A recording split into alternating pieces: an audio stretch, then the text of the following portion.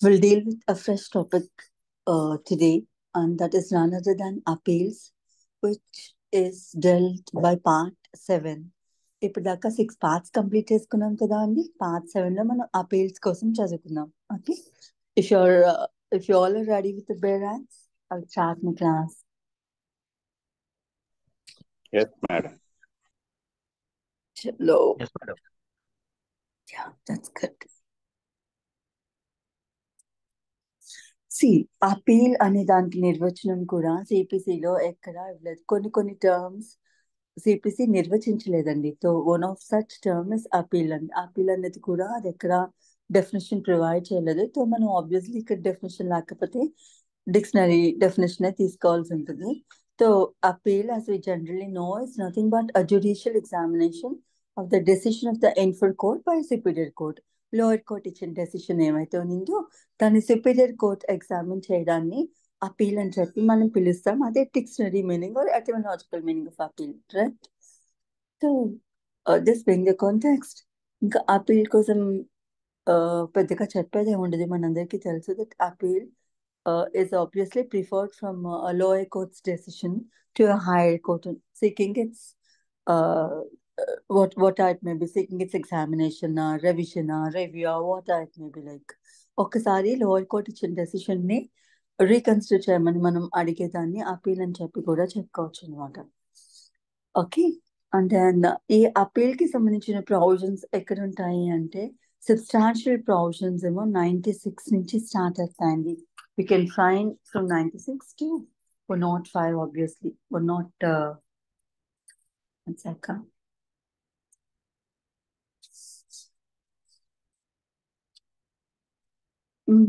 We can find up to 112. కానీ 112 లో కొన్ని అయితే రిపీల్ అయిపోయి ఉంటాయి. సో సబ్స్టాన్షియల్ గా చెప్పుకోవాలంటే 96 to 112 వరకు అపీల్స్ తో డీల్ చేస్తాయని చెప్పి చెప్పుకోవచ్చు అనమాట. సో అపీల్స్ లోనూ మనకి చాలా రకాలు కనిపిస్తాయి. ఫస్ట్ అపీల్ అని, సెకండ్ అపీల్ అని, అపీల్ ఫ్రమ్ ఆర్డర్స్ అని, అపీల్ టు సుప్రీం కోర్ట్ అని, అపీల్ ఆఫ్ ఇండిజెంట్ పర్సన్స్ అని చెప్పి ఇలా ఒక 5 రకాల అపీల్స్ గురించి మనం ఈ ప్రొవిజన్స్ లో చదువుకుంటామండి. 96 నుంచి 112 దాకా ఈ అన్ని రకాల అపీల్స్ కోసం మనం చదువుకుంటాం అనమాట. So first of it being first appeal. మనం ఫస్ట్ అపీల్ అని కామన్ పార్లెన్స్ లో పిలుస్తాము, జనరల్ టెర్మినాలజీతో వాడిస్తాము. బట్ అఫీషియల్ లాంగ్వేజ్ లో లేకపోతే లీగల్ లాంగ్వేజ్ లో ఇవ్వాలి అంటే it is appeal from original degree. Original గా ఒక కోర్ట్ ఫస్ట్ టైం పాస్ చేసిన డిగ్రీ ఏవైతే ఉంటుందో అది కోర్ట్ ఆఫ్ ఫస్ట్ ఇన్స్టెన్స్ అంటాం మనం. ఆ కోర్ట్ పాస్ చేసిన డిగ్రీ ఏమైతే ఉందో దాని నుంచి మనం అపీల్కి వెళ్తే అది అపీల్ ఫ్రమ్ ఒరిజినల్ డిగ్రీ అని చెప్పి పిలుస్తాం అనమాట. And normal terms first appeal అన్నట్టు. I'll read the provision for you. What 96 says. 96 చెప్తుంది, save where otherwise expressly provided in the body of this code or by any other law for the time being in force, an appeal shall lie from every degree passed by any court exercising original jurisdiction to the court authorized to hear appeals from the decisions of original jurisdiction, from the decisions of such court అని. Simple గా చెప్పాలి అంటే ఏమిటి అంటే ఇంకెక్కడైనా ఇతరత్ర ఏదైనా చెప్పబడి ఉంటే దానికి అనుగుణంగా జనరల్ గా అపీల్ చేసుకునే పవర్ అందరికీ ఉంటుంది అని చెప్పి చెప్తుంది. కానీ appeal is not a constitutional right. Like మనకి we can't go for appeal as a matter of right in every case. Like statute provide చేస్తే మాత్రమే మనం దేని మీదకైనా అపీల్ కి వెళ్ళగలుగుతాం అనమాట. So appeal is a statutory right, కానీ మనకి కాన్స్టిట్యూషనల్ రైట్ బర్త్ రైట్ లానో మనం తీసుకోలేము అనమాట అపీల్ ని, రైట్? సో ఈ ఫస్ట్ అపీల్ కి సంబంధించిన ప్రొవిజన్స్ అన్ని ఎక్కడ ఉంటాయంటే 96 నుంచి 99A దాకా సబ్స్టాన్షియల్ ప్రొవిజన్స్ అన్ని సెక్షన్స్ 96 నుంచి 99A దాకా ఉంటాయి. అండ్ కనెక్టెడ్ ప్రొసీజరల్ ప్రొవిజన్స్ ఎక్కడ ఉంటాయంటే ఆర్డర్ 41 లో ఉంటాయి. కంప్లీట్ గా ఫస్ట్ అపీల్ కి సంబంధించిన ప్రొసీజరల్ రూల్స్ అన్ని కనుక ఎక్కడ ఉంటాయంటే ఆర్డర్ 41 లో ఉంటాయి అనమాట. So will first deal with the substantial provisions. ఆ 96 చెప్పినట్టు every person has right to appeal అని చెప్పి చెబుతుంది అనమాట. Unless otherwise provided or restricted by any other law. ఈ చట్టం ప్రొవైడ్ చేస్తే ఎక్కడైనా సరే దానికి సంబంధించి అప్పీల్ అయితే ఉంటుంది. Otherwise we don't have appeal అన్నట్టు తీసుకోవాలన్నమాట. Save where otherwise expressly provided in the body of this court or by any other law. ఈ చట్టం అయితే అంటే సిపిసి అయినా చెప్పిన విధంగా అయినా, లేదంటే ఇతర ఇంకేదైనా ఏదైనా చట్టంలో ఏదైనా ప్రొవిజన్స్ ఉండింటే వాటిని కన్సిడర్ చేస్తూ ఈ ప్రొవిజన్ తీసుకొని చెప్తుంది. Being in force, an appeal shall lie from every decree passed by any court exercising original jurisdiction. Original jurisdiction కలిగిన కోర్ట్ ఏమైతే ఉన్నిందో, అది పాస్ చేసిన డిగ్రీ ఏమైతే ఉన్నిందో, అలా పాస్ చేసిన ప్రతి డిగ్రీ మీదకి అపీల్ కి వెళ్ళొచ్చు అని చెప్తుంది. రైట్? కానీ this is subject to many other limitations అనమాట, అండ్ ఎక్సెప్షన్స్ టు. అవి ఏమిటి అనేది through the course of provisions మనం చదువుకుందాం. ఇక్కడ సబ్ రూల్ 2 చెబుతోంది ఆఫ్ 96, subsection 2 of 96 చెప్తోంది, an appeal may lie from an original decree passed ex parte. General గా ఒరిజినల్ జ్యూరిస్డిక్షన్ కలిగిన అన్ని కోర్ట్స్ నుంచి, ఒరిజినల్ జ్యూరిస్డిక్షన్ అంటే అదే కోర్ట్ లో ఫస్ట్ టైం ఒక సూట్ ఒక ప్రొసీడింగ్ ను ట్రై చేస్తే దాన్ని that is a court having original jurisdiction అని చెప్పుకున్నాం మనం. సో అలా ఒరిజినల్ జ్యూరిస్డిక్షన్ ఉండిన కోర్ట్స్ పాస్ చేసిన డిగ్రీస్ ఏమైతే ఉన్నాయో వాటి నుంచి మనం అపీల్కి వెళ్ళొచ్చు అని సబ్సెక్షన్ 1 చెప్పింది ఆఫ్ 96. సబ్సెక్షన్ 2 చెబుతోంది ఇంకా దేని నుంచి అపీల్స్కి వెళ్ళొచ్చు అంటే ఎక్స్పార్టీ డిగ్రీ మీద నుంచి కూడా, ఎక్స్పార్టీ డిగ్రీ ఏవైతే పాస్ అయి ఉంటుందో దాని మీద కూడా అపీల్కి వెళ్ళొచ్చు అని చెప్తుంది. అన్ అపీల్ మే లై from original degree pass X party. First court లో ఒరిజినల్ జ్యూరిస్డిక్షన్ కలిగిన కోర్ట్ ఏమైతే ఉందో అదే కోర్ట్ లో ఒక సూట్ నడిచి అది ఎక్స్ పార్టీ డిసైడ్ అయి ఉండుంటే, అంటే ఇంకొక పార్టీని వినకుండా ఒక పార్టీనే, because of the absence of the other party, ఒక డిగ్రీ కనుక పాస్ అయి ఉంటే we call it as an ex parte decree. And అటువంటి ఎక్స్ పార్టీ డిగ్రీస్ మీద కూడా అపీల్ కి వెళ్ళొచ్చు అని సబ్సెక్షన్ 2 చెబుతోంది. అండ్ దెన్ సబ్సెక్షన్ 3 చెప్తుంది, నో అపీల్ షల్ లై from a degree pass by court with the consent of parties consent తో పాస్ అయిన డిగ్రీ ఏవైతే ఉంటుందో అటువంటి డిగ్రీ మీద అపీల్ కి వెళ్ళడానికి లేదు అని చెప్పాను కదా. పైన జనరల్ గా చెప్పేస్తారు అన్ని డిగ్రీస్ మీదకి అపీల్ కి వెళ్ళొచ్చు, it is the general right అన్నట్టు. కానీ ఎక్సెప్షన్స్ అనేవి మనం ఒక్కొక్క ప్రొవిజన్ చదువుతుంటే తెలుస్తుంది అనమాట, ఏ వేటి మీద మనకి అపీల్ కి వెళ్ళడానికి లేదు అనేది. So first of it's kind is compromise degrees ఏవైతే ఉంటాయో వాటి మీద అపీల్ కి వెళ్ళడానికి లేదు. కాంప్రమైజ్ డిగ్రీస్ మనకి ఎక్కడ తటస్థపడతాయంటే ఆర్డర్ 23 రూల్ 3 లో చెబుతారు అనమాట. అంటే పార్టీస్ ఇద్దరు వాళ్ళు కావాలని కాంప్రమైజ్ అయిపోతే కనుక, అండ్ కాంప్రమైజ్ అయిపోయామని కోర్టుకి కనుక ఇన్ఫార్మ్ చేస్తే దెన్ కోర్ట్ దాన్ని నోట్ చేసుకొని దాని బేసిస్ గా ఒక కాంప్రమైజ్ డిగ్రీ అనేది ఇచ్చేస్తుంది అనమాట. సో అటువంటి డిగ్రీ మీద అయితే అపీల్కి వెళ్ళడానికి లేదు, బికాస్ పార్టీస్ వాళ్ళు విల్లింగ్ గానే మేము కాంప్రమైజ్ అయిపోయాము, made be out of court or through some other proceedings మేము కాంప్రమైజ్ అయిపోయాం అని అది చెప్పినప్పుడు కోర్ట్ దాన్ని రికార్డ్ చేసి డిగ్రీ ఇచ్చినప్పుడు మళ్ళీ ఆ డిగ్రీ మీద ఎయిదర్ ఆఫ్ ద పార్టీకి ఏదైనా కంప్లైంట్ ఉంటే అడ్వాంటేజ్ తీసుకొని మళ్ళీ అపీల్కి వెళ్ళడానికి లేదు, బికాస్ వాళ్ళే మేము ఈ టర్మ్స్ మీద కాంప్రమైజ్ అయిపోయాము, మాకు ఇట్లనే డిగ్రీ ఇచ్చేసాను అని చెప్పి కోర్టుని అడుగుతారు. కాబట్టి కోర్ట్ అట్లనే పాస్ చేస్తుంది కాబట్టి మళ్ళీ it will B waste courts time. కాబట్టి కాంప్రమైజ్ డిగ్రీస్ మీద అయితే అపీల్ కి అలౌ చేయరు. అది సబ్సెక్షన్ 3. అండ్ దెన్ సబ్సెక్షన్ 4 చెప్తోంది, no appeal shall be except on question of law from a decree in any suit of the nature cognizable by the cause of small causes when the amount or value of subject matter of the original suit doesn't exceed 10,000 rupees.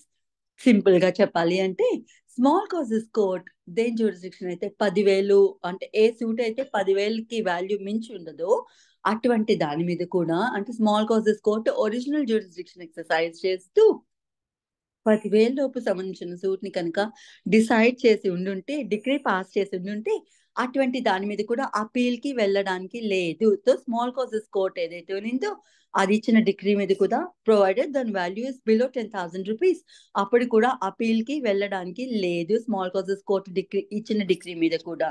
ఈ subsection 4. So ఇంతే చెప్తాది 96 అనమాట. దేని మీద appeal కి వెళ్ళొచ్చు, దేని మీద అపీల్ కి వెళ్ళడానికి లేదు. ఇది with strict regard to first appeal only. Original degree నుంచి ఇమ్మీడియట్ గా సుపీరియర్ కోర్ట్ ఏవైతే ఉన్నిందో దానికి చేసుకున్న అపీల్ కోసం చెబుతుంది అనమాట. సో వేటి మీద అపీల్ కి వెళ్ళొచ్చు, వేటి మీద అపీల్ కి వెళ్ళకూడదు అనేది 96 లో చాలా క్లియర్ గా చెప్తారు. ఇంకా will read many provisions about the first appeal. ఇంకా ఏం చెప్తారు 97 లో, appeal from final decree where no appeal from preliminary degree.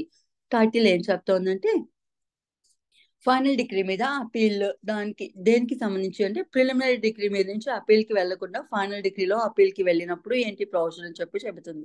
Wear any party agreed by preliminary decree passed after the commencement of this court, అంటే CPC pass అయిన తర్వాత అంటే existence లోకి వచ్చిన తర్వాత ఏదైనా కోర్టులో సూట్ నడిచి ప్రిలిమినరీ డిగ్రీ పాస్ అయితే అండ్ దెన్ ఆ ప్రిలిమినరీ డిగ్రీలో వచ్చిన ఆర్డర్, ఆ డిగ్రీ ఏమైతే ఉందో, టర్మ్స్ ఆఫ్ ద డిగ్రీ ఆ జడ్జ్మెంట్ ఏమైతే ఉందో అది ఎయిదర్ ఆఫ్ ద పార్టీకి నచ్చినప్పుడు వాళ్ళు ఫైనల్ డిగ్రీ పాస్ అయిన దాకా గమ్ముగా ఉండి, ఫైనల్ డిగ్రీ పాస్ అయిపోయిన తర్వాత మాకు ప్రిలిమినరీ డిగ్రీలో ఇచ్చిన జడ్జ్మెంట్ ఏమైతే ఉందో దాని మీద రిగ్రెట్స్ ఉన్నాయి, we are agreed by the order or so called judgment in the preliminary decree అని చెప్పి కంప్లైంట్ చేస్తే దాన్ని అయితే కన్సిడర్ చేయదు. అప్పుడు అంటే ఫైనల్ డిగ్రీ పాస్ అయిపోయాక ప్రిలిమినరీ డిగ్రీ మీద అపీల్ కి వెళ్ళడానికి లేదు అని సింపుల్ టర్మ్స్ లో మనం చెప్పుకోవచ్చు అనమాట. ఏదైనా ప్రిలిమినరీ డిగ్రీ మీద రిగ్రెట్స్ కానీ లేకపోతే ప్రిలిమినరీ డిగ్రీకి సంబంధించి ఏదైనా అగ్రీ అని చెప్పి ఈదర్ ఆఫ్ ద పార్టీ భావించినప్పుడు ప్రిలిమినరీ డిగ్రీకి సర్టెన్ అపీల్ టైం ఇస్తారు. సో అపీల్ టైంలోనే ప్రిలిమినరీ డిగ్రీ మీద అపీల్ కి వెళ్ళాలి. లేదంటే ఫైనల్ అపీల్ కనుక ఒకసారి ఫైనల్ డిగ్రీ కనుక ఒకసారి పాస్ అయిపోతే మళ్ళీ ప్రిలిమినరీ డిగ్రీ మీద అపీల్ కి వెళ్ళడానికి లేదు అని.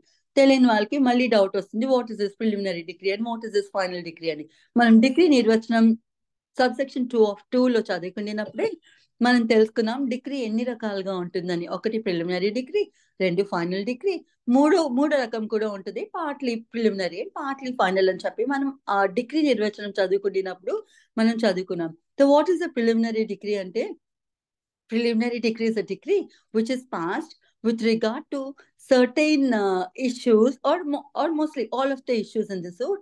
కానీ ఇంకా ఫైనల్ గా కన్క్లూడ్ చేయకుండా సూట్ ని ముందు ఒక డిగ్రీ కనుక ఇస్తే దాన్ని ప్రిలిమినరీ డిగ్రీ అని చెప్పి పిలుస్తాం అనమాట.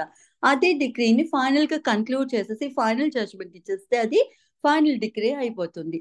ప్రిలిమినరీ డిగ్రీ ఎందులో ఇస్తారు అనేది నేను డిగ్రీ నిర్వచనం చెప్పినప్పుడే అవన్నీ నేను ఎక్స్ప్లెయిన్ చేస్తున్నాను.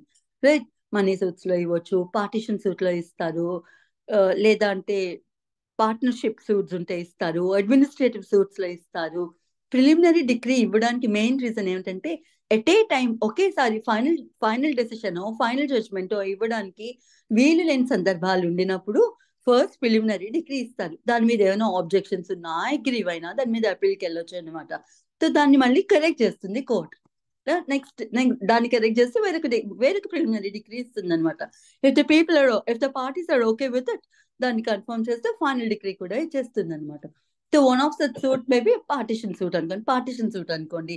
ఫస్ట్ పార్టీస్ కి ఎంత షేర్ వస్తుంది అనేది డిసైడ్ చేస్తూ ముందు ప్రిలిమినరీ డిగ్రీ ఇస్తుంది అనమాట. If the parties are both the parties are okay with it court ఇచ్చిన డెసిషన్ మీద సరే 1/4 1/3 1/16 ఇంత వస్తుంది, ఈ పర్సన్ కి ఇంత షేర్ వస్తుంది అని చెప్పి కోర్టు కనుక ప్రిలిమినరీ డిగ్రీ ఇచ్చినప్పుడు both the parties are okay with it well and good. దాన్ని కన్ఫర్మ్ చేస్తూ ఫైనల్ డిగ్రీ ఇచ్చేస్తూ ఇంకా మీట్స్ అండ్ బౌండ్స్ తోనూ అప్పుడు డివైడ్ చేసి ఇచ్చేస్తుంది పార్టీ ప్రాపర్టీని పార్టీస్ కి అనమాట.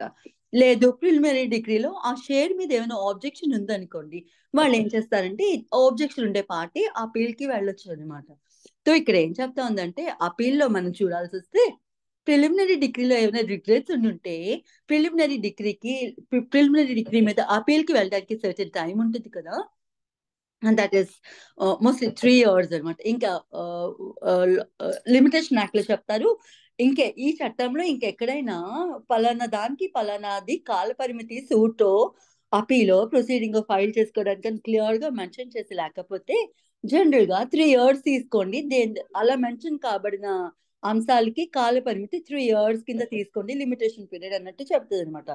సో లిమిటేషన్ యాక్ట్ లో ఎక్కడ ప్రిలిమినరీ డిగ్రీ మీద అపీల్ కి వెళ్ళడానికి లిమిటేషన్ ఎక్కడ అనేది మెన్షన్ చేయరు. సో ఆబ్వియస్ గా మనం దాన్ని 3 years కిందనే తీసుకుంటాం అనమాట. సో ప్రిలిమినరీ డిగ్రీ మీద ఏమైనా ఆబ్జెక్షన్ ఉంటే this is subject to correction. Okay, so preliminary decree మీద ఏదైనా అపీల్ కి వెళ్లాల్సి ఉంటే ఆ అపీల్ పీరియడ్ లోనే ఆ లిమిటేషన్ పీరియడ్ ఏవైతే ఉందో అప్పట్లోగానే వెళ్ళాలి.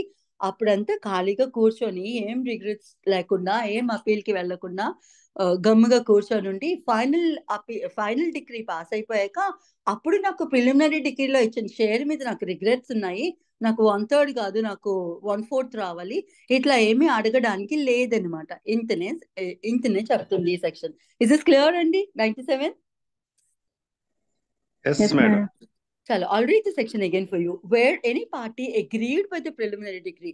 Preliminary decree మీద ఎవరికైనా అగ్రీ అయి ఉంటే ఏ పార్టీ అయినా సరే, passed after the commencement of this court doesn't appeal from such decree, వాళ్ళు ప్రిలిమినరీ డిగ్రీ మీద ఇచ్చిన లిమిటేషన్ పీరియడ్ లో వాళ్ళు అపీల్ కి వెళ్ళలేదనుకో, he shall be precluded in the sense it's stopped అనమాట. he shall be stopped from disputing its correctness. So preliminary డిగ్రీని correct చేయండి అని చెప్పి అడుగుతూ మనం ఏ అపీల్ కి వెళ్ళడానికి లేదు. In any appeal which may be preferred from the final degree pass అయిపోయాక మళ్ళీ ప్రిలిమినరీ డిగ్రీ మీద నేను అపీల్కి వెళ్తాను అని చెప్పి అడగడానికి ఉండదు అని చెప్పి 97 లో చెబుతుంది అనమాట.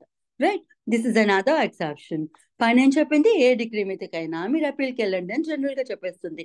కానీ ఏ డిగ్రీస్ మీద అపీల్కి వెళ్ళడానికి లేదు అనేది మనం ఈ ప్రొవిజన్స్ అన్ని చదువుకునేటప్పుడు మనకి తెలుస్తాయి అనమాట. దేని మీదకి అపీల్కి వెళ్ళొచ్చో, దేని మీదకి అపీల్కి వెళ్ళడానికి లేదు అనేది.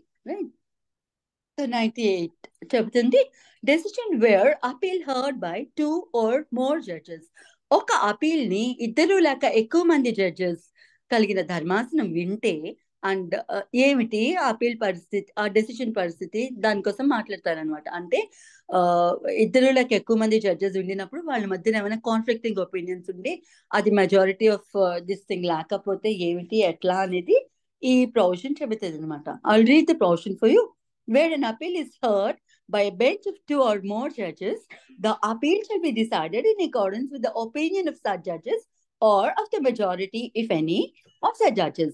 జనరల్ గా ఇప్పుడు 2 జడ్జెస్ ఉన్నారనుకోండి ఒక బెంచ్ లో, వాళ్ళు అపీల్ విన్నారనుకోండి, అపీల్ వినిన తర్వాత ఇద్దరిది సేమ్ ఒపీనియన్ అనుకో, వెల్ అండ్ గుడ్, అసలు కాన్ఫ్లిక్ట్ ఉండదు. కానీ 2 లేక ఎక్కువ మంది జడ్జెస్, 3 జడ్జెస్ బెంచ్ ఒక మ్యాటర్ ని వినింది అనుకోండి, 2 జడ్జెస్ ఒకలాగా ఒపైన్ చేశారు, ఒకలాగా అనుకుంటున్నారు, ఒక జడ్జ్ కి వేరే ఒపీనియన్ ఉన్నిందనమాట. So there is difference of opinion in the judgments they going to deliver. ఇలాంటి కాన్ఫ్లిక్టింగ్ డెసిషన్స్ ఉన్నప్పుడు ఎవరికి ప్రివేల్ అవుతుందంటే, మెజారిటీ ఆఫ్ ద జడ్జెస్ చెప్పిన ఒపైన్ చేసిన జడ్జ్మెంట్ ఏమైతే ఉన్నిందో అదే ప్రివేల్ అవుతుంది అని చెబుతున్నారు అనమాట. 98 లోను సబ్సెక్షన్ 1 లో ఇదే చెప్తారు. Where an appeal is heard by bench of 2 or more judges, the appeal shall be decided in accordance with the opinion of such judges. అంటే ఏ మెజారిటీ ఇష్యూస్ లేకపోతే అక్కడ ఈవెన్ జడ్జ్ బెంచ్ ఉంది. ఈవెన్ జడ్జ్ బెంచెస్ అంటే even తెలుసు కదా, సరి సంఖ్యలో ఉండిన జడ్జెస్ విని ఆ జడ్జెస్ అందరిది సేమ్ ఒపీనియన్ అయితే it is well and good. లేదంటే మెజారిటీ 2 లేక ఎక్కువ ఉండినప్పుడు, అది బేస్ సంఖ్యలో కలిగి ఉండినప్పుడు ఆ జడ్జెస్ సంఖ్య, మెజారిటీ ఆఫ్ ద జడ్జెస్ ఏం చెప్తే ఆ జడ్జ్మెంట్ ప్రివేల్ అవుతుంది అని చెబుతుంది అనమాట. Or the majority if any, అంటే ఆ మెజారిటీ కనుక ఉండుంటే అదే ప్రివేల్ అవుతుంది అని of such judges. And then subsection 2 of 98 says, where there is no such majority which concurs in a judgment varying or reversing the decree appealed from such decree shall be confirmed. ఏం చెప్తున్నారంటే, wear, ఇది ఇట్లా చదివినా కూడా కొంచెం confusing గా ఉంటుంది. Where there is no such majority which concurs in a judgment varying or reversing the decree appealed from such decree shall be confirmed. ఆ డిగ్రీ కన్ఫర్మ్ అయిపోతుందని. ఇది ఈ లాంగ్వేజ్ ఆఫ్ ఇట్ కొంచెం కన్ఫ్యూజింగ్ గా ఉంటుంది of this provision. But simple గా చెప్పాలి అంటే, మెజారిటీ లేదనుకోండి, ఏ ధర్మాసనం అయితే వినిందో ఆ ధర్మాసనం మెజారిటీ ఆఫ్ ద ఒపీనియన్ అట్లా ఏం లేదనుకోండి, in the sense even judge benches ఇచ్చింది, 4 జడ్జ్ బెంచ్ ఉంది, లేదా 6 జడ్జ్ బెంచ్ ఉన్నింది అనుకోండి, లేదా 2 జడ్జ్ బెంచ్ ఉన్నింది అనుకోండి, వారు ఒకరొకలాగా చెప్పారు. ఇప్పుడు ఎవరిది కన్ఫర్మ్ అవుతుంది, అక్కడ మెజారిటీ లేదు కదా, ఇద్దరు ఒకలాగా చెప్పారు, ముగ్గురు ఒకలాగా చెప్పారు. సో అక్కడ మెజారిటీ ఇష్యూ లేదు అక్కడ. సో ఇప్పుడు అలాంటి పరిస్థితుల్లో ఎవరిచ్చిన జడ్జ్మెంట్ ప్రివేల్ అవుతుంది అంటే చెప్తారు, అటువంటి సందర్భంలో లోయర్ కోర్ట్ ఇచ్చిన డిగ్రీ ఏమైతే ఉన్నిందో దాన్ని కన్ఫర్మ్ చేసుకోండి అని చెబుతారు అనమాట. సో ఇప్పుడు అది 4 జడ్జ్ బెంచ్ వినింది అనుకోండి ఒక డిగ్రీ మీద అపీల్ ఏదైనా. సో ఇద్దరు ఒకలాగా, ఇద్దరు జడ్జెస్ ఒకలాగా అపాయింట్ చేశారు అనుకోండి. అప్పుడు ఎవరు ఇచ్చిన జడ్జ్మెంట్, ఒకళ్ళు ఎస్ చెప్తారు, ఒకళ్ళు నో చెప్తారు, ఒకళ్ళు కన్విక్షన్ ఇవ్వాలని చెప్తారు, ఒకళ్ళు కన్విక్షన్ ఇవ్వద్దని చెప్తారు. లేదా ఒకళ్ళు కింద డిగ్రీని కన్ఫర్మ్ చేస్తారు, మరొక ఇద్దరు ఆ కింద కోర్టు ఇచ్చిన డిగ్రీని వ్యారీ చేస్తారు. సో అలా కాన్ఫ్లిక్టింగ్ ఒపీనియన్స్ ఉండినప్పుడు ఏ ఇద్దరు ఇచ్చింది ఫాలో అవ్వాలి అని చెప్తారంటే, కింద కోర్టులో ఏ డిగ్రీ అయితే పాస్ అయినందో అదే డిగ్రీని కన్ఫర్మ్ చేసుకోండి అని చెప్తారు. అంటే ఎవరొక జడ్జెస్ ఆ డిగ్రీతోను ఏకీభవిస్తారు కదా, ఇద్దరు డిఫర్ అవుతారు, ఇద్దరు ఏకీభవించారు అనుకోండి. సో కింద కోర్టు ఇచ్చిన డెసిషన్ తో కలిపితే అది మెజారిటీ అవుతుంది కాబట్టి అదే కన్ఫర్మ్ చేసుకోండి. లోయర్ కోర్ట్ ఏ డిగ్రీ ఇచ్చిందో ఆ డిగ్రీని కన్ఫర్మ్ చేసుకోండి అని చెబుతోంది subsection 2 of 98. Right? Is this clear? Yes madam. చలో ఇప్పుడు దీనికి ఒక ప్రొవిజన్ ఉంటుంది అనమాట. Provision is a kind of an exception. ఏం చెప్తున్నారు? Provided that where the bench hearing the appeal is composed of 2 or other even number of judges belonging to the court consisting of more judges than those constituting the bench. ఏ ధర్మాసనం అయితే ఆ particular suit మీద, ఆ degree మీద appeal వింటుందో ఆ ధర్మాసనంలోనూ ఇద్దరు కనుక ఎక్కువ మంది జడ్జెస్ ఉన్నారు, కానీ వాళ్ళు ఆ ధర్మాసనం కాన్స్టిట్యూట్ చేసిన కోర్టు ఏమైతే ఉందో ఆ కోర్టులో ఇంకా చాలా మంది జడ్జెస్ ఉంటున్నారు. ఫర్ ఎగ్జాంపుల్ హైకోర్టు ఉందనుకోండి, హైకోర్టులో ఇక్కడ మళ్ళీ బెంచెస్ కోసం తెలుసుకోవాలి. తెలియని వాళ్ళకి, ఇది కూడా తెలియని వాళ్ళకి చెప్తున్నాను. బెంచెస్ అంటే ఎంతమంది జడ్జెస్ కూర్చున్నారు దాన్ని బట్టి, ఆ సంఖ్యని బట్టి బెంచ్ కి ఆ పేరు పెడతారనమాట. సో ఒక జడ్జే కూర్చున్నారు అనుకోండి, కూర్చుని అపీల్ వింటున్నారు అనుకోండి, we call it as single bench. లేదు ఇద్దరు లేక ఎక్కువ మంది, అంటే 2 నుంచి 4 సంఖ్య ఉండే జడ్జెస్, 4 లోపు సంఖ్య ఉండే జడ్జెస్ కలిగిన ధర్మాసనం ఉందనుకో, we call it divisional bench madam. Absolutely, we call it divisional bench, right? So 4 judges that, అంటే 5 judges బెంచ్ నుంచి ఇంకా ఎంతమంది కాన్స్టిట్యూట్ అయి ఉండినా సరే we call it constitutional bench, right? Yes, obviously. So మనకి ఇది కూడా తెలిసి ఉండాలన్నమాట. ఇక్కడ ఏం చెప్తున్నారంటే, ఇద్దరు లేక ఎక్కువ మంది జడ్జెస్ కలిగిన ధర్మాసనం ఒక డిగ్రీ మీద అపీల్ వింటుండినప్పుడు, అండ్ అదే ఆ ధర్మాసనంలో ఉండిన జడ్జెసే కాక ఇంకా మల్టిపుల్ జడ్జెస్ ఆ కోర్టులో ఉండినప్పుడు, అప్పుడు ఇంకా ఏంటంటే ఏదైనా ఒక అపీల్ మీద కాన్ఫ్లిక్టింగ్ ఒపీనియన్ వచ్చినప్పుడు, అంటే ఇప్పుడు మెజారిటీ ఆఫ్ ద జడ్జెస్ కాకుండా ఈవెన్ నెంబర్ ఆఫ్ జడ్జెస్ ఉన్నారు అందులోను. సో నేను చెప్పినట్టు 2 జడ్జెస్, 4 జడ్జెస్, 6 జడ్జెస్ ఇట్లా ఉండినారండి. సో వాళ్ళు ఈక్వల్ గా విడిపోతారు, ఒకరొకలాగా, లేదంటే ఇద్దరు ఒకలాగా, లేదంటే ముగ్గురు ఒకలాగా ఓపెన్ అయి ఉన్నారనుకో. ఇప్పుడు కాన్ఫ్లిక్టింగ్ ఒపీనియన్స్ ఉన్నాయి. ఇప్పుడు ఏం చేయాలి అంటే, ఈ ప్రొవిజన్ చెబుతోంది ఆ డెసిషన్ తీసుకొని వెళ్ళి, అంటే ఇద్దరు ఏ దాని మీద అయితే విభేదం ఉనిందో దాన్ని తీసుకొని ఏ అంశం మీద అయితే విభేదించారో దాన్ని తీసుకుని వెళ్ళి వేరొక జడ్జెస్ ఉంటారని చెప్పుకున్నాం కదా, వీరే కాకుండా అందులో ఎవరికైనా రిఫర్ చేస్తారంట. రిఫర్ చేస్తే ఇప్పుడు వారు ఇచ్చిన డెసిషన్ తో కలుపుకొని మెజారిటీ అవుతుంది కాబట్టి ఆ డెసిషన్ నే ఇంప్లిమెంట్ చేయమని చెప్తారు, కన్క్లూడ్ చేయమని చెబుతుంది ఇది. Right? I'll read this portion for you. Where provided that where the bench hearing the appeal is composed of 2 or more other even number of judges అనమాట. ఇక్కడ ఈవెన్ నెంబర్ ఆఫ్ జడ్జెస్ ఉంటారు, belonging to the court consisting of more judges. వాళ్ళు ఏ కోర్టుకి చెందుతారంటే, ఏ కోర్టులో అయితే వీరే కాక ఇంకా చాలా మంది జడ్జెస్ ఉన్నారో అటువంటి కోర్టుకి చెందుతారనమాట. దాని దోస్ కాన్స్టిట్యూటింగ్ ద బెంచ్, ఈ బెంచ్ లో ఉన్న జడ్జెస్ కాకుండా ఆ కోర్టులో ఇంకా చాలా మంది జడ్జెస్ ఉన్నారు అని. And the judges comprising the bench deferred in opinion. A judges అయితే ఆ బెంచ్ లో ఉండి వాళ్ళ మధ్యన డిఫరెన్స్ ఆఫ్ ఒపీనియన్ ఉండిందో, అప్పుడు ఏం చేయాలంటే they may state the point of law upon which they differ. అంటే ఇక్కడ కన్సిడర్ చేయాల్సిన థింగ్ ఏమిటంటే, వాళ్ళు మొత్తం కేసు మళ్ళీ ఆ థర్డ్ జడ్జ్ కి రిఫర్ చేయరు. ఏ మ్యాటర్ మీద అయితే వాళ్ళు పర్టికులర్ గా డిఫరెన్స్ ఆఫ్ ఒపీనియన్ ఉండిందో ఆ పర్టికులర్ మ్యాటర్ ఆఫ్ లా మాత్రమే ఆ థర్డ్ జడ్జ్ కి రిఫర్ చేస్తారనమాట. Right? May state the point of law upon which they differ and difference of opinions ఉండినట్టు, and the appeals shall then be heard upon that point only. ఆ particular point మీద ఆ third judge వింటారనమాట. Appeal shall then be heard upon that point only by one or more other judges. ఇంకా ఒక judge కైనా refer చేయొచ్చు, ఒకరికైనా ఎక్కువ judges కైనా రిఫర్ చేయొచ్చు. ఏ పాయింట్ మీద అయితే వీరు విభేదిస్తున్నారో ఆ పర్టికులర్ పాయింట్ ఆఫ్ లాని థర్డ్ జడ్జ్ కో ఇంకా ఎక్కువ మంది జడ్జెస్ కు రిఫర్ చేయొచ్చు అనమాట. రిఫర్ చేస్తే ఇప్పుడు ఆ జడ్జెస్ ఇచ్చిన ఒపీనియన్ ఏమైతే ఉందో దాంతో కలుపుకొని మెజారిటీ ఆఫ్ ఒపీనియన్ తీసుకొని దాన్ని కన్ఫర్మ్ చేసుకోండి అని చెబుతుంది. Right.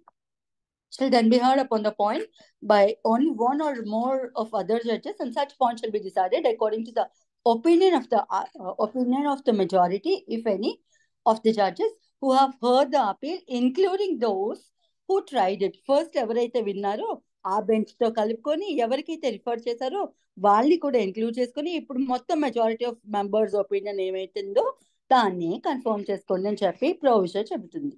Right. And then subsection 3 చెబుతుంది, nothing in this section shall be deemed to alter or otherwise affect any provision of the letters patent of any high court. Letters patent అంటే ఏమిటి అంటే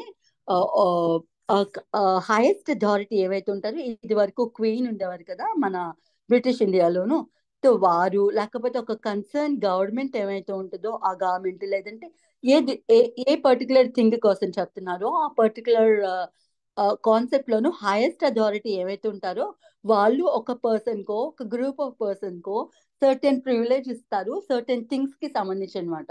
so అప్పుడు వారు appoint చేసిన persons కి special privilege ఉంటుంది అనమాట. అంటే ఆ క్వీన్ కో ఎంప్రెస్ కో ఏం పవర్ అయితే ఉంటుందో ఆ పవర్ కనుక వాళ్ళకి డెలిగేట్ చేసి ఈ ఇష్యూ మీద మీరు ఈ డెసిషన్స్ తీసుకోవచ్చు అని చెప్పి వారికి ఏమైనా పవర్ డెలిగేట్ చేస్తే వారు ఇచ్చింది ప్రివైల్ అవుతుంది, దో కోర్ట్స్ ఉండినా సరే అనమాట.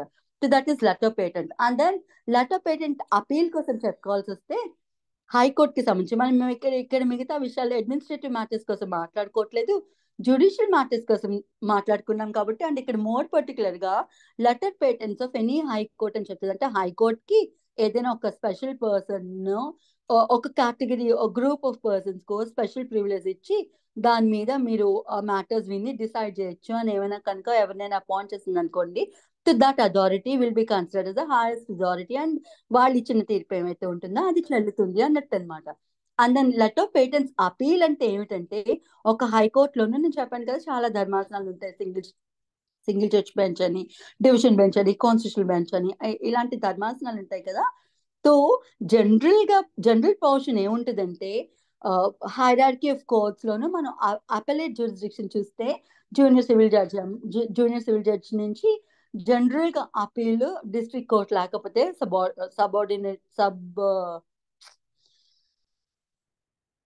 Principal sub courts madam. Sub courts. ఒక్క నిమిషం, we have a terminology for that. Principal కొన్నిసార్లు కొన్ని words principal senior civil judge principal junior civil judge court నుంచి principal senior civil judge court కి వెళ్తాయి జనరల్ ప్యారలెన్స్ లో. లేదు డిస్ట్రిక్ట్ కోర్ట్ కనుక ఉండింటే మళ్ళీ ఈ కోర్ట్ నుంచి అపీల్ మళ్ళీ దానికి వెళ్ళి రెండు సార్లు అపీల్స్ ఎందుకని డైరెక్ట్ జ్యూరిస్డిక్షన్ డిస్ట్రిక్ట్ కోర్ట్ కి ఇస్తాయి. అపీల్ మాత్రం ఫైల్ అయ్యేది డిస్ట్రిక్ట్ కోర్ట్ లోనే. డిస్ట్రిక్ట్ కోర్ట్ మళ్ళీ ఏం చేస్తుందంటే ఈ సబ్ కోర్ట్ కి డెలిగేట్ చేసేస్తుంది, ఈ కేసు అయితే మీరే వినండి, నాకు చాలా పనులు ఉన్నాయి అన్నట్టు మళ్ళీ సబ్ కోర్ట్ కి పంపించేస్తుంది అనమాట. సో ఇంతకి చెప్పొచ్చేది ఏంటంటే principal junior civil judge court నుంచి అపీల్ ఆబ్వియస్లీ సబ్ కోర్టుకి వెళ్తుంది, సబ్ కోర్ట్ నుంచి డిస్ట్రిక్ట్ కోర్టుకి వెళ్తుంది, డిస్ట్రిక్ట్ కోర్ట్ నుంచి హైకోర్టుకి వెళ్తుంది, హైకోర్టు నుంచి సుప్రీం కోర్టుకి వెళ్తుంది. ఇది కదా మన అపెలేట్ జ్యూరిస్డిక్షన్ కోసం మాట్లాడుకునేటప్పుడు. సో ఇక్కడ పర్టికులర్ గా ఈ లెటర్ పేటెంట్స్ అపీల్ కోసం చదువుకునేటప్పుడు కొంచెం డిస్టింక్ట్ గా ఏముంటుందంటే, హైకోర్టుకి అపీల్కి వెళ్ళినప్పుడు హైకోర్టులోను సింగిల్ జడ్జ్ బెంచ్ ఇచ్చిన డెసిషన్ మీద డివిజన్ బెంచ్ కి వెళ్ళొచ్చు, డివిజన్ బెంచ్ ఇచ్చిన దాని మీద కాన్స్టిట్యూషనల్ బెంచ్ కి కూడా అపీల్ కి వెళ్ళొచ్చు అనేది అడిషనల్ ప్రొవిజన్ అని చెప్పి చెబుతుంటారు అనమాట. తో ఈ general category of appellate jurisdiction తీసేస్తే హైకోర్టులోని ఇట్లా కూడా అపీల్స్ ఫైల్ చేసుకోవచ్చు. అండ్ అటువంటి దాని మీద ఏమి రెస్ట్రిక్షన్ లేదు, ఈ ప్రొవిజన్ ఏమి దాన్ని ఎఫెక్ట్ చేయదు అని చెప్పి చెబుతుంది అనమాట. So nothing in this section shall be deemed to alter or otherwise affect any provision of letter patent of any high court. So ఈ హైకోర్ట్ కుండిన ఆ letter patent kind of special thing ఏమైతే ఉందో దాన్ని అయితే ఇది ఎఫెక్ట్ చేయదు. Next ఈ letter patent appeal కి కూడా వెళ్ళే ప్రొవిజన్స్ పార్టీస్ కి కలిగి ఉంటాయని చెప్పి చెబుతుంది అనమాట. Right. And then coming to 99. no decree to be reversed or modified for error or irregularity not affecting merits of the jurisdiction. ఏం చెబుతోంది? అప్పలేట్ కోర్ట్ ఇచ్చిన లోయర్ కోర్ట్ ఇచ్చిన డిగ్రీ ఏమైతే ఉందో, కోర్ట్ ఆఫ్ ఫస్ట్ ఇన్స్టెన్స్ ఇచ్చిన degree ఏమైతే ఉందో దాన్ని రివర్స్ చేయడానికి లేదు. అంటే ఆ డిగ్రీ ఏమైతే ఇచ్చిందో దాన్ని తిరిగి తిప్పి వేరేగా ఆపోజిట్ డెసిషన్ ఇవ్వడానికి లేదు. మోడిఫై అంటే చేంజ్ చేయడానికి లేదు. అందులో డిగ్రీ, టోటల్ డిగ్రీ కానీ పార్ట్ ఆఫ్ డిగ్రీ కానీ మార్చడానికి లేదు. దేని నిమిత్తం? For the error or irregularity affecting the merits of jurisdiction కి సంబంధించిన ఏమైనా ఎర్రర్స్ కానీ ఇర్రెగ్యులారిటీ కానీ ఉంటుంటే, నేను ఇవి జ్యూరిస్డిక్షన్ ఇష్యూస్ వచ్చినప్పుడు నేను ఇవన్నీ కూడా చెప్పానండి. ఎర్రర్ ఆఫ్ జ్యూరిస్డిక్షన్ ఏమవుతుంది, ఇర్రెగ్యులారిటీ ఆఫ్ జ్యూరిస్డిక్షన్ దేన్ని పిలుస్తాం, ఇవన్నీ కూడా నేను ఎక్స్ప్లెయిన్ చేశాను. సో ఆ జ్యూరిస్డిక్షన్ రిలేటెడ్ ఎర్రర్స్ ఏమైనా ఉండినప్పుడు ఏదైనా ఒక డిగ్రీలోనే, అంటే ఆ పర్టికులర్ కోర్ట్ కి జ్యూరిస్డిక్షన్ లేదు బట్ స్టిల్ అది డిసైడ్ చేసేసి డిగ్రీ ఇచ్చేసింది అనుకోండి, ఇటువంటివి అనమాట. ఈ జ్యూరిస్డిక్షన్ రిలేటెడ్ ఎర్రర్స్, ఇర్రెగ్యులారిటీస్ ఏవైనా ఉండినప్పుడు ఆ ఒక్క అంశాన్ని బేస్ చేసుకొని ఓన్లీ బికాస్ ఆ కోర్ట్ కి జ్యూరిస్డిక్షన్ లేదు, జ్యూరిస్డిక్షన్ లేకుండా డిగ్రీ ఇచ్చేసింది, లేదంటే ఇర్రెగ్యులర్ ఎక్సర్సైజ్ ఆఫ్ జ్యూరిస్డిక్షన్ ని చేస్తూ లోయర్ కోర్ట్ ఏమైతే ఉందో court of first instance degree ఇచ్చేసింది అని, ఇలాంటి అంశాలు కొన్ని ఇంకా ఇందులో లోపలికి వెళ్ళే కొద్ది ఇంకా ఉంటాయన్నమాట. సో కొన్ని ఆస్పెక్ట్స్ ని బేస్ చేసుకొని ఆ లోయర్ కోర్ట్ ఇచ్చిన డిగ్రీ ఏవైతే ఉందో దాన్ని రివర్స్ చేయడానికి లేదు, మోడిఫై చేయడానికి లేదు అని చెప్తుంది. సో ఇంతేనా అంటే ఇంతే కాదు, లోపలికి వెళ్తే చాలా సబ్స్టాన్స్ ఉంటుంది. I'll read the provision for you. No decree shall be reversed or substantially varied. Substantially అంటే major portion of it అన్నమాట, right? No decree shall be reversed or substantially varied. మార్పులు మెజారిటీ అంటే మేజర్ పోర్షన్ ఆఫ్ డిగ్రీకి సంబంధించిన మార్పులు చేయడానికి లేదు అని. Not shall any case be remanded. మళ్ళీ this remand is not that we read in criminal procedure code. ఈ రిమాండ్ అంటే ఏమిటంటే sending back to the lower court. ఎవరు పంపిస్తారు అంటే అపలేట్ కోర్ట్ పంపిస్తుంది. అపలేట్ కోర్ట్ ఏదైనా అపీల్ వింటూ ఉండినప్పుడు ఆ అంశంలో ఏదైనా కొత్త ఎవిడెన్స్ తీసుకోవాల్సి వచ్చినా, లేదంటే ఆ సూట్ మళ్ళీ ట్రై చేయాల్సి వచ్చినా, లేదా లోయర్ కోర్ట్ ఒక పర్టికులర్ అంశం మీద తప్పు చేసినా అది అపలేట్ కోర్ట్ రియలైజ్ చేసుకున్నప్పుడు మళ్ళీ సేమ్ కోర్ట్కి లేకపోతే వేరే డిఫరెంట్ కోర్ట్కో అది కింద కోర్టుకి పంపించి ఈ పర్టికులర్ అంశం మీద మీరు ట్రై చేసి మీరు చేసిన ప్రొసీడింగ్స్ తాలూకా రికార్డ్ నాకు పంపించండి అని చెప్పి అపలేట్ కోర్టు లోయర్ కోర్ట్ ని ఆర్డర్ చేస్తే దాన్ని మనం రిమాండ్ అని చెప్పి పిలుస్తాం అనమాట. సో ఇక్కడ ఏం చెప్తుందంటే ఒక డిగ్రీని రివర్స్ చేయడానికి లేదు, మోడిఫై చేయడానికి లేదు, ఒక కేసుని రిమాండ్ చేయడానికి లేదు. దేన్ని బేస్ చేసుకొని? On the basis of misjoinder or non-joinder of parties or causes of action. మళ్ళీ misjoinder or non-joinder of causes of action అన్నమాట. పార్టీస్ కి సంబంధించిన మిస్జాయిండర్, నాన్ జాయిండర్ కు సంబంధించిన అంశాలు, లేదంటే కాజ్ ఆఫ్ యాక్షన్ కి సంబంధించి non joinder of cause of action, misjoinder of cause of action, వీటికి సంబంధించి ఇంకా any error, defect or irregularity in any proceedings in the suit not affecting the merits of the case or అంటే merits of the case effect చేయకుండా ఏదైనా irregularity కనుక జరిగితే lower కోర్టులోను అది డిగ్రీలో తెలుస్తూ ఉంటుంటా ప్రొసీడింగ్స్ లో ఏమైనా ఇర్రెగ్యులారిటీ ఉందని ఆ అంశం మీద, లేదా irregularities or irregularities regarding jurisdiction of the court. చూసారా, పైన ఓన్లీ జ్యూరిస్డిక్షన్ అని చెప్పి రాస్తారు టైటిల్లో, కానీ లోపలికి వెళ్తే ఎన్ని ఉండినాయి? ఈ అన్ని అంశాలని బేస్ చేసుకొని వీటికి సంబంధించి మాత్రం ఏదైనా ఒక డిగ్రీని వ్యారీ చేయడానికి లేదు, అంటే మోడిఫై చేయడానికి లేదు, రివర్స్ చేయడానికి లేదు, ఆ పర్టికులర్ కేసుని రిమాండ్ చేయడానికి లేదు అని చెప్పి ఈ సెక్షన్ చెప్తుంది. అగైన్ మనకి if you don't know what a misjoinder or what is a non-joinder of parties or what is a non-joinder, misjoinder of causes of action, మనకి మళ్ళీ ఇబ్బంది అవుతుంది. Do everyone know what is misjoinder, non-joinder of parties and non-joinder of causes of action? చెప్పండి madam ఒక్కసారి. అంటే ఎవరికైనా తెలీదు అంటే చెప్తాను, లేదా తెలుసు అనుకోని మళ్ళీ నేను రిపీట్ చేయడం will be waste of time. Like ఒక్కరికి తెలియదన్నా నేను చెప్తాను, ఒకసారి రిపీట్ తెలియదు చేయండి. మేడం, చెప్పండి. చేయండి. చలో. సో మనం ఈ వీటికి సంబంధించిన అంశాలు ఎక్కడ చదువుకుంటాం అంటే ఆర్డర్ 1 లో చదువుకుంటాం అనమాట. Order 1 parties of the suit కోసం చెబుతుంది.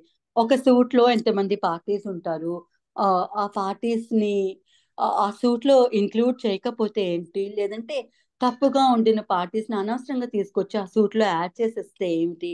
అలానే కాజ్ ఆఫ్ యాక్షన్ అన్ని కరెక్ట్ గా మెన్షన్ చేయకపోతే ఏంటి? మెన్షన్ చేయక్కర్లేని కాజ్ ఆఫ్ యాక్షన్ మెన్షన్ చేస్తే ఏంటి? మెన్షన్ చేయాల్సిన కాజ్ ఆఫ్ యాక్షన్ మెన్షన్ చేయకపోతే ఏంటి? దాని రిపర్కషన్స్ అన్ని, అంటే దాని result of these such things ఏముంటాయి అనేవన్నీ ఆర్డర్ 1 లో చెబుతారన్నమాట. సో క్లుప్తంగా ఇక్కడ చెప్పుకోవాలంటే పార్టీస్ ఆఫ్ ద సూట్ ఎవరవుతారు? ఆబ్వియస్లీ ప్లేంటిఫ్ అండ్ డిఫెండెంట్ కదా. సో ఇక్కడ misjoinder and non joinder అని ఉంటది. అండ్ అగైన్ పార్టీస్ లో రకాలు కూడా ఉంటారు. Proper party and necessary party అని 2 రకాల పార్టీస్ కోసం మనం మేజర్ గా అయితే చదువుకుంటాం అనమాట.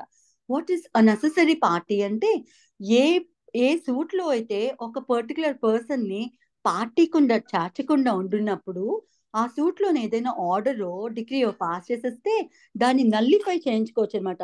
అంటే ఒక పర్టికులర్ పర్సన్ పార్టీ కింద లేనప్పుడు ఆ సూట్ ని వినేసి కోర్టు కనుక ఏదైనా ఆర్డర్ డిగ్రీ పాస్ చేస్తే అటువంటి ఆర్డర్ డిగ్రీ చెల్లదనమాట. సో అటువంటి పర్సన్ ని మనం నెసెసరీ పార్టీ అని చెప్పి పిలుస్తాం. అంటే he should be included in that particular suit. వారు లేకుండా ఇచ్చిన డెసిషన్ ఏమైతే ఉంటుందో అది చెల్లదు. బికాస్ అతను compulsory person relating to that particular suit అనమాట. ఫర్ ఎగ్జాంపుల్ పార్టీషన్ సూట్ ఉంది అనుకోండి, 4 బ్రదర్స్ ఉన్నారనుకోండి, ఒక తండ్రికి 4 కొడుకులు ఉన్నారనుకోండి, వాళ్ళ తండ్రి చనిపోగానే పార్టీషన్ సూట్ వేసుకున్నారు అనుకోండి. కానీ ఇక్కడ ఏం జరుగుతుందంటే 3 బ్రదర్స్ మాత్రం వేసుకుంటారు, లాస్ట్ బ్రదర్ ని వదిలేసారు. లేదంటే ఎవరో ఒక బ్రదర్ ని వదిలేసి 3 బ్రదర్స్ మాత్రమే పార్టీషన్ వేసుకున్నారు అనుకోండి. 4వ వ్యక్తి ఏమైపోతారు? He's to be compulsory included. Because వారికి కూడా పక్కా లీగల్ రైట్ ఉంది కదా ఫర్దర్ ప్రాపర్టీలో. జనరల్ ప్యారలెన్స్ లో ఎక్సెప్షన్స్ ఏం తీసుకోకండి. సో జనరల్ పార్లెన్స్ లో నలుగురి కొడుకులకి ఫర్దర్ ప్రాపర్టీ మీద అధికారం ఉంటుంది కాబట్టి 4 కొడుకులు ఈక్వల్ గా పంచుకోవాల్సి ఉంటుంది కదా. సో ఇప్పుడు 3 కొడుకులు పార్టీషన్ వేసేసుకుంటారు, అందులో ఒక అన్నదమ్ముని ఎవరో ఒకరిని వదిలేస్తారు అనుకోండి. ఇప్పుడు కోర్టు పర్టికులర్ సూట్ లో, పార్టీషన్ సూట్ లో ఏదైనా ఆర్డర్ ఇచ్చింది అనుకో, 1/3 షేర్ వస్తుంది, 3 పంచేసుకుందని ఇచ్చింది అనుకో, ఈ 4వ వ్యక్తి ఏమైపోతారు? సో 4వ వ్యక్తి అడుగుతారు, నేను నెసెసరీ పార్టీ, ఇంట్లో నాకు కూడా ఈక్వల్ రైట్ ఉండే, నన్ను ఎక్స్క్లూడ్ చేసి వీళ్ళు 3 వేసి వాళ్ళు 3 పనిచేసుకుంటుంటే నేను ఎందుకు కోరుకుంటా అండి? Do add me as party to the suit. And ఈ కోర్ట్ ఇప్పుడు దాకా ఇచ్చిన ఆర్డర్స్ ఏమైతే ఉందో ఆ పర్టికులర్ సూట్ లో నన్ను యాడ్ చేయకుండా అటువంటి ఆర్డర్స్ చెల్లవు అని చెప్పి నల్లిఫై చేయించుకుంటాడు ఈ 4వ వ్యక్తి వచ్చనమాట. సో ఈ 4వ వ్యక్తి ఎవరైతే ఉండినారో వారు నెసెసరీ పార్టీ అవుతారు. ఇది క్లియరా? సో ఏ సూట్ లో అయితే ఒక పర్సన్ ని పార్టీ కింద ఇంక్లూడ్ చేయకుండా కరెక్ట్ ఆర్డర్, అంటే చెల్లుబడి ఉండే ఆర్డర్ కానీ డిగ్రీ కానీ ఇవ్వలేమో అటువంటి పర్సన్ ని లేకపోతే పార్టీని నెసెసరీ పార్టీ అని చెప్పి పిలుస్తారు. ఇది అర్థమైందా? Yes, madam. Yes, madam. ఎవరికైనా డౌట్స్ ఉంటే you can ask me, like right. So In case of authority, madam, one doubt, madam. చెప్పండి. In case of authority, మనం ఫైల్ చేసేటప్పుడు, అంటే let's say municipal corporation authorities అలాంటివి ఏమైనా ఫైల్ చేసేటప్పుడు అక్కడ పార్టీస్ ని కమిషనర్ ఒకరిని పెడితే సరిపోతుందా, లేకపోతే respect to public health, engineering ఆ డివిజన్ సంబంధించిన ఇష్యూ అయితే వాళ్ళు కూడా కంపల్సరీ పెట్టాలి? I'll tell you. వారు నెసెసరీ పార్టీయా ప్రాపర్ పార్టీయా బట్టి మళ్ళీ again it depends on the facts and circumstances of the case. I'll tell you now what a proper party is. ఇప్పుడు ప్రాపర్ పార్టీ, నెసెసరీ పార్టీ అంటే తెలిసింది కదా, ఏ వ్యక్తి అయితే పార్టీ కింద, ఏ వ్యక్తి ఇన్ ది సెన్స్ అది ఆర్టిఫిషియల్ పర్సన్ అయినా కానివ్వండి, including companies, corporations, government, everything, వాళ్ళు కూడా ఆర్టిఫిషియల్ పర్సన్సే కదా, పర్సన్ కిందనే కన్సిడర్ చేస్తాం. సో ఏ పర్సన్ లేకపోతే ఏ పార్టీను ఆ పర్టికులర్ సూట్ లో చేర్చకుండా ఏ వ్యాలిడిటీ కలిగిన ఆర్డర్ అయితే కోర్టు పాస్ చేయలేదో అటువంటి పార్టీని మనం నెసెసరీ పార్టీ అని పిలుస్తామని నెసెసరీ పార్టీకి ఉండిన జనరల్ నిర్వచనం అనమాట. సో మనం అర్థం చేసుకోవాల్సింది ఏంటంటే, ఏ పార్టీ అయితే ఆ పార్టీ అబ్సెన్స్ లో ఒక పర్టికులర్ సూట్ లో ఒక ఆర్డర్ డిగ్రీయో ఇచ్చేస్తే దాన్ని నల్లిఫై చేసుకోవచ్చు, అది చెల్లుబాటు కాని ఆర్డర్ కింద చేసుకోవచ్చు అని భావించవచ్చు, అటువంటి పార్టీని నెసెసరీ పార్టీ అని చెప్పుకోవచ్చు. The other party being the proper party. Proper party అంటే ఏమిటి అంటే, ఆ పార్టీ పర్టికులర్ గా ఆ పర్టికులర్ ఆర్డర్ సంబంధించే, అంటే ఆ పర్టికులర్ పార్టీ లేకుండా ఇంట్రిమ్ ఆర్డర్స్ ఏవైనా ఇవ్వచ్చు అనమాట. సో అవి చెల్లుబాటు అవుతాయి. కానీ final disposal of the suit కి మాత్రం ఈ పర్సన్ కావాల్సి వస్తారు. For time being temporary orders ఇవ్వడానికి ఏ పర్టికులర్ పార్టీ కంపల్సరీ ఉండక్కర్లేదో అటువంటి పార్టీని మనం ప్రాపర్ పార్టీ అని చెప్పి పిలుస్తాం. సో మీరు ఇందాక అడిగిన ఎవరైతే డౌట్ అడిగారో, I didn't see your name actually, don't mind. So మీరు ఆ డౌట్ అడిగారు కదా, ఆ కన్సర్న్ పార్టీని నెససరీ పార్టీయా లేకపోతే ప్రాపర్ పార్టీయా, మీరు ఫ్యాక్ట్ అండ్ సర్కమ్స్టాన్సెస్ బట్టి చూసుకోవాలి. For example land acquisition proceedings ఉన్నాయనుకోండి. సో జనరల్ గా ల్యాండ్ ఎక్విజిషన్ లో ఒక కామన్ మ్యాన్ కి ఏదైనా నష్టం జరిగింది అనుకో, వారు ఆబ్వియస్లీ కోర్టుకి వెళ్తారు కదా, కోర్టుకు ట్రిబ్యునల్ కు వెళ్ళినప్పుడు వాళ్ళని ఎవరి పార్టీ కింద చేరుస్తారంటే వాళ్ళకి తెలియక ఓన్లీ గవర్నమెంట్ పార్టీ కింద చేర్చారనుకోండి. ఇప్పుడు కన్సర్న్డ్ ఆ లోకల్ అథారిటీ ఏమైతే ఉన్నారో, ఎవరు ఆ ల్యాండ్ ఎక్వైజ్ చేసుకున్నారో వారిని ఎక్స్క్లూడ్ చేసి ఓన్లీ గవర్నమెంట్ ని మాత్రం పెట్టుకున్నారనుకో, కోర్టు అందులో ఏదైనా మధ్యంతర ఉత్తర్వులు ఇచ్చిందనుకో అవి పర్ఫెక్ట్ గా చెల్లుతాయి. ఎందుకంటే ఈ లోకల్ అథారిటీ ఏమైతే ఉంటుందో అది అంటే ఏ పార్టీ అయితే నిజంగా ఆ పర్టికులర్ ల్యాండ్ ని ఎక్వైజ్ చేసుకుందో గవర్నమెంట్ తరఫున, గవర్నమెంట్ పనులు చేయడానికి, గవర్నమెంట్ రిలేటెడ్ వర్క్స్ చేయడానికి ఏ పార్టీ అయితే ఆ ల్యాండ్, ఫర్ ఎగ్జాంపుల్ రైల్వేస్ ఉందనుకో, ఆ రైల్వే ట్రాక్ వేయడానికి ఎవరొకరు భూమి తీసుకునింది అనుకోండి. సో ఇక్కడ ఏ పర్టికులర్ ఏ వ్యక్తి అయితే అగ్రీవ్ అయి ఉన్నారో వారి గవర్నమెంట్ కి అగెన్స్ట్ గా వేస్తారు. ఇదిగో నా ప్రాపర్టీ ఇట్లా తీసుకున్నాను, నా కాంపెన్సేషన్ ఇవ్వలేదు, లేకపోతే ఇన్అప్రోప్రియేట్ కాంపెన్సేషన్ ఇచ్చారు, ఇన్సఫిషియెంట్ కాంపెన్సేషన్ ఇచ్చారో ఏదో అట్లా అడిగితే గవర్నమెంట్ మీద సూట్ ఫైల్ చేశారనుకో, సో ఇటు government obviously is necessary party, దాని కాదనం. సో ఇక్కడ ప్రాపర్ పార్టీ ఎవరవుతారంటే ఈ రైల్వేస్ ఎవరైతే ఉండినారో వాళ్ళు ప్రాపర్ పార్టీ అవుతారు అనమాట. సో ప్రాపర్ పార్టీ అబ్సెన్స్ లో ఏదైనా ఒక ఆర్డర్ ఇవ్వచ్చు. ఇప్పుడు గవర్నమెంట్ కి ఏం ఆర్డర్ ఇస్తుందంటే కన్సర్న్ వీళ్ళని కూడా ఇంక్లూడ్ చేసి ఆ పర్సన్ కి ఇవ్వాల్సిన కాంపెన్సేషన్ ఇచ్చేయని చెప్తుంది టెంపరీ ఆర్డర్. లేదంటే గవర్నమెంట్ కి ఏం ఆర్డర్ ఇస్తుంది అంటే ఆ పర్సన్ కి జరిగిన ఇంజస్టిస్ ఏవైతే ఉందో ఆ కాంపెన్సేషన్ రిలేటెడ్ థింగ్ ఒకసారి రివ్యూ చేయండి అని మధ్యంతర ఉత్తర్వులు ఏమైనా ఇచ్చింది అనుకో, ఎస్ ద వెరిట్. కానీ ఇక్కడ లోకల్ అథారిటీ అయిన రైల్వేస్ ఏవైతే ఉండినాయో వాళ్ళు ఇంకా పార్టీ కింద యాడ్ చేయలేదు. దో వాళ్ళే ఆ ప్రాపర్టీని ఎక్వైర్ చేసుకున్న ఆ పార్టీని, నేను this is just layman example, అర్థం అవడానికి మాత్రమే చెప్తున్నాను, ఇది ప్రాపర్ ఎగ్జాంపుల్ కింద మాత్రం తీసుకోకండి, రైట్? సో ఇక్కడ ఆ కన్సర్న్ పార్టీ, ఆ కన్సర్న్ రైల్వేస్ ఎవరైతే ఉండినారో వారు ఇక్కడ ప్రాపర్ పార్టీ అవుతారు. So do you people understand what I'm trying to convey? ఇక్కడ ప్రాపర్ పార్టీ ఎవరవుతారు, నెసెసరీ పార్టీ ఎవరవుతారు, మీకు ఎగ్జాంపుల్ లో అర్థం అయి ఉంటుందని నేను అనుకుంటున్నాను. అయిందా లేదా అండి? Yes madam. Yes madam. కదా. సో ఇక్కడ ఏం చెప్తున్నారంటే, సో అలాంటి పార్టీస్ ని మళ్ళీ ఇక్కడ మిస్ జాయిండర్, నాన్ జాయిండర్ అనే రెండు అంశాలు ఉంటాయి. నాన్ జాయిండర్ అంటే జాయిన్ చేయాల్సిన వ్యక్తినో పార్టీనో జాయిన్ చేయకపోతే it will be non joinder of party. అక్కర్లేని వ్యక్తిని తీసుకొచ్చి ఆ సూట్ లో ఇన్వాల్వ్ చేశారనుకోండి, పార్టీ కింద పెట్టారనుకో, దట్ ఈస్ మిస్ జాయిండర్. సో ఒక డిగ్రీలోను ఇలాంటి ఒక డిగ్రీని వ్యారీ చేయడానికి లేదు, మార్చడానికి లేదు, రివర్స్ చేయడానికి లేదు. దేనికి సంబంధించి? ఇటువంటి misjoinder or non joinder of parties కి సంబంధించి ఏమైనా అంశాలు ఉంటుంటే కేవలం ఆ అంశం మీదనే ఆ డిగ్రీని మాడిఫై చేసేయడానికి లేదు, లేదా తిరిగి తిప్పి వేరేగా రాయడానికి లేదు అని చెప్పి అపీల్లో చెబుతోంది అనమాట సెక్షన్ 99. ఇదొక అంశం. Next, non joinder and misjoinder of causes of action, same ఇదే వర్తిస్తుంది. మళ్ళీ ఏదైనా ఒక కాజ్ ఆఫ్ యాక్షన్ ఇంక్లూడ్ చేయాల్సిన కాజ్ ఆఫ్ యాక్షన్ ఇంక్లూడ్ చేయకపోతే non joinder of cause of action అవుతుంది.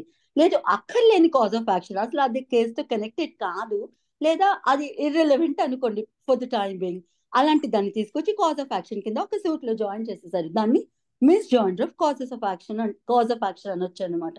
సో అటువంటి వాటిని ఏవైనా యాడ్ చేసినా, యాడ్ చేయకపోయినా సరే, యాడ్ చేయాల్సిందని చేయకపోయినా, చేయక్కర్లేని దాన్ని చేసినా సరే, అది పార్టీకి సంబంధించి కానీ కాజ్ ఆఫ్ యాక్షన్ కి సంబంధించి కానీ ఆ పర్టికులర్ ఇష్యూకి సంబంధించి ఏదైనా ఒక డిగ్రీ పాస్ అయి ఉంటే ఈ అంశాన్ని పర్టికులర్ గా కన్సిడర్ చేస్తూ ఒక డిగ్రీని అపలేట్ కోర్టు మార్చడానికి లేదు, తిరిగి తిప్పి రాయడానికి లేదు అని చెప్పి చెబుతున్న ఫస్ట్ అంశం misjoinder, non joinder parties or causes of action.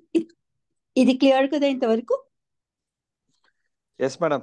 We'll go to the other part. ఇంకా ఏం చెప్తుంది? Non joinder of no decree shall be reversed, substantially varied, nor shall any case be remanded in appeal on account of any misjoinder or non-joinder of parties or causes of action or any error. ఇంకా cause of action joinder of parties అయిపోయింది. ఇంకా ఏం చెప్తోంది? On the basis of any error, defect or irregularity in the proceedings.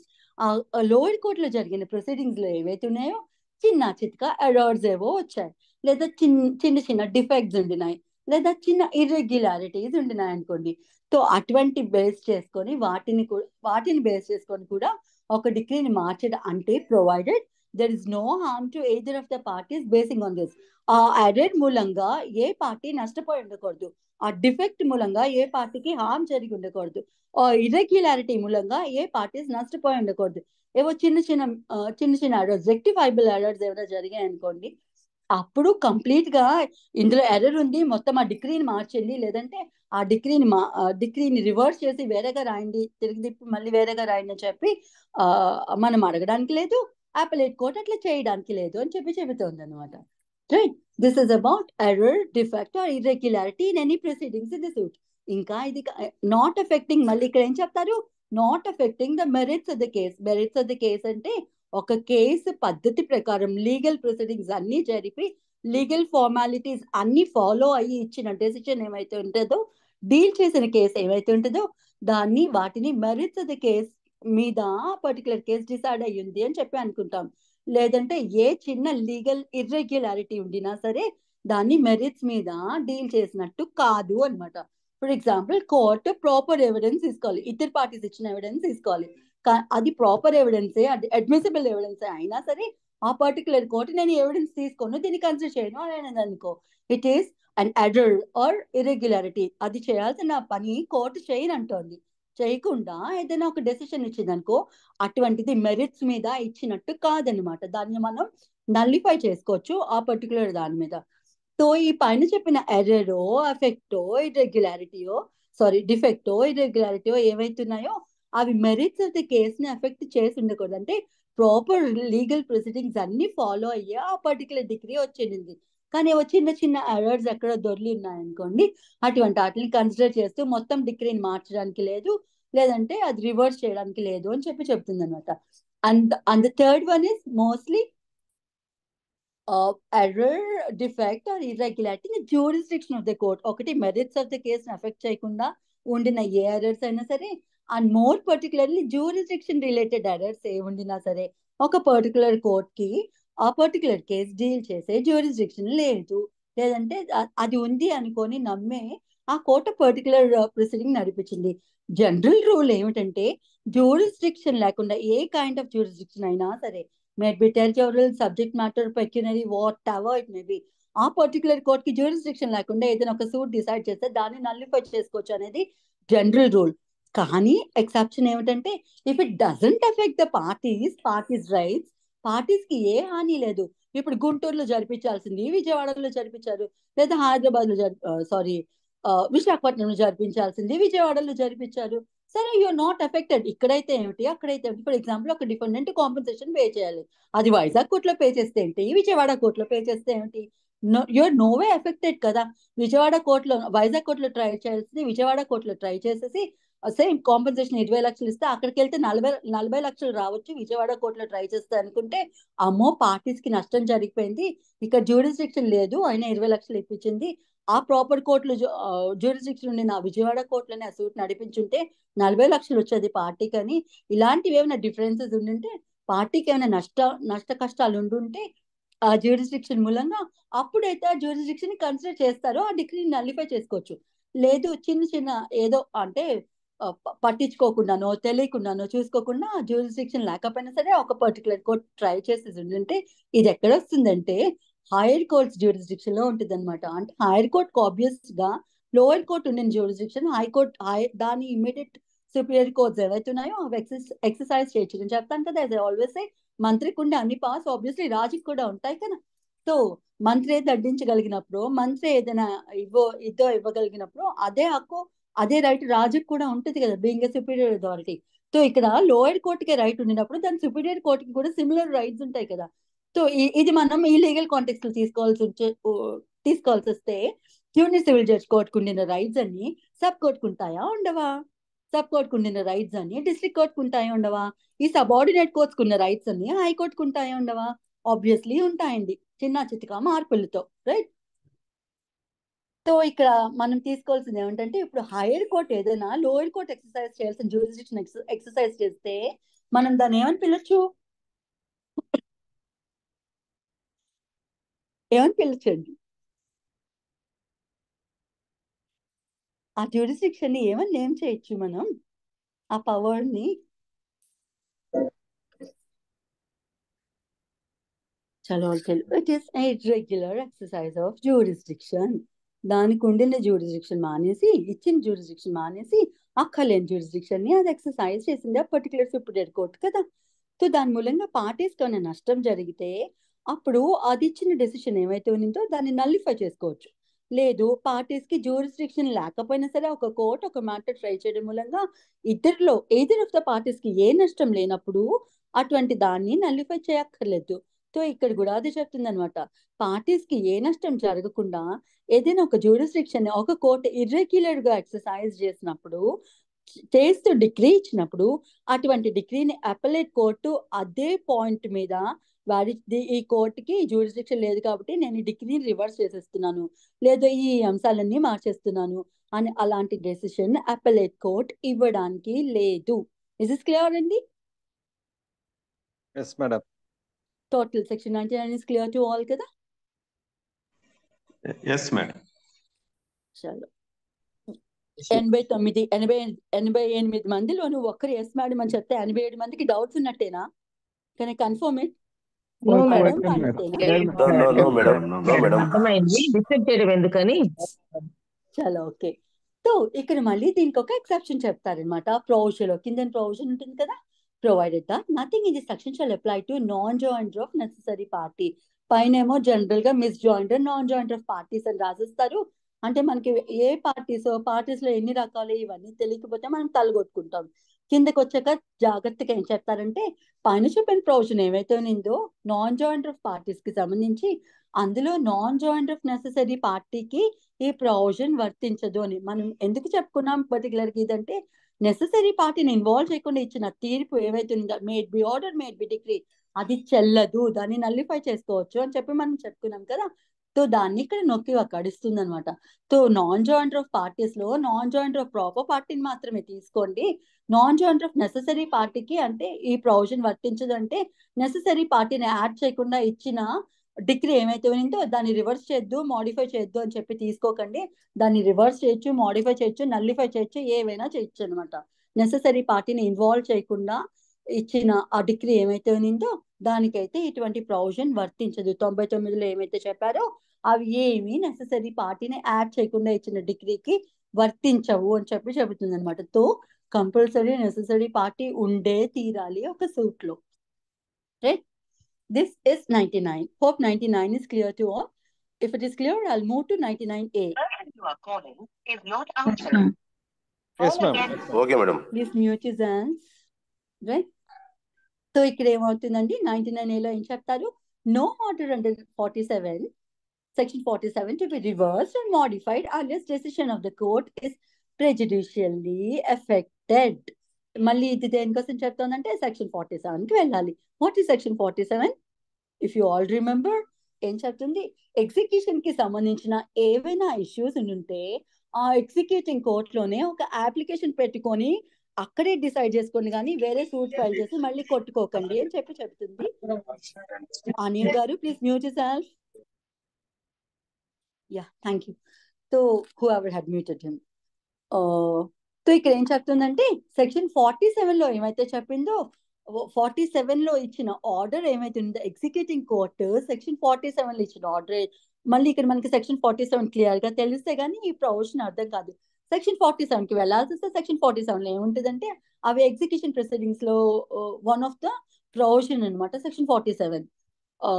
So అదేం చెప్తుందంటే 47 ఏదైనా execution కి సంబంధించి ఎగ్జిక్యూషన్ ప్రొసీడింగ్స్ లోను ఎగ్జిక్యూషన్ కి సంబంధించి ఏదైనా ప్రొసీడింగ్ నడుస్తూ ఉండినప్పుడు దాని రిలేటెడ్ గా ఏదైనా ఇష్యూ తలెత్తితే అదా ఎగ్జిక్యూటింగ్ కోర్టే డీల్ చేస్తుంది, కానీ వేరొక సూట్ ఫైల్ చేయకండి దాని రిలేటెడ్ గా అని చెప్పి చెబుతుంది సెక్షన్ 47 అనమాట. ఫర్ ఎగ్జాంపుల్ ఒక డిగ్రీలో ఏదైనా తో ఇక్కడ 99Aకి వస్తే మళ్ళీ దాన్ని ఎందుకు తీసుకొచ్చారు ఇక్కడ అంటే ఎగ్జిక్యూటింగ్ కోర్టు అలాంటి ఇష్యూ వింటూ ఏదైనా ఒక డెసిషన్ ఇచ్చింది. రైట్? సో అలాంటి డెసిషన్ ని అపెలేట్ కోర్టు మార్చడానికి లేదు, రివర్స్ చేయడానికి లేదు, వ్యారీ చేయడానికి లేదు అని చెప్పి చెప్తుంది అనమాట. ఇక్కడ ఎగ్జిక్యూటింగ్ కోర్టు తన ఎగ్జిక్యూషన్ ప్రొసీడింగ్స్ లో తలెత్తిన క్వశ్చన్స్ ఏమైతే ఉండినాయో వాటి రిలేటెడ్ గా ఏదైనా ఒక డెసిషన్ ఇచ్చినప్పుడు ఆ డెసిషన్ మీద అగ్రీవ్ అయిన పార్టీ ఎవరైతే ఉన్నారో వాళ్ళు అపీల్కి వెళ్ళినప్పుడు అపీల్లోనూ ఎగ్జిక్యూటింగ్ కోర్టు ఇచ్చిన డెసిషన్ ఏమైతే ఉందో దాన్ని మార్చడానికి లేదు, తిరిగి తిప్పి రాయడానికి లేదు, అని చెబుతోంది 99A. కానీ దీనికి మళ్ళీ ఎక్సెప్షన్ ఏం చెప్తారంటే, ప్రొవైడెడ్ ఆ ఎగ్జిక్యూటింగ్ కోర్ట్ ఇచ్చిన డెసిషన్ ఏమైతే ఉందో అది ఒరిజినల్ గా పాస్ అయిన డిగ్రీని ఎఫెక్ట్ చేయకూడదు. అక్కడ ఎగ్జిక్యూటింగ్ కోర్టుకి వస్తే important rule, basic ground rule ఏముంటుందంటే, ఎగ్జిక్యూటింగ్ కోర్టు ఒక డిగ్రీ జోలికి వెళ్ళి డిగ్రీలో ఉండిన అంశాలు ఏమీ మార్చడానికి లేదు.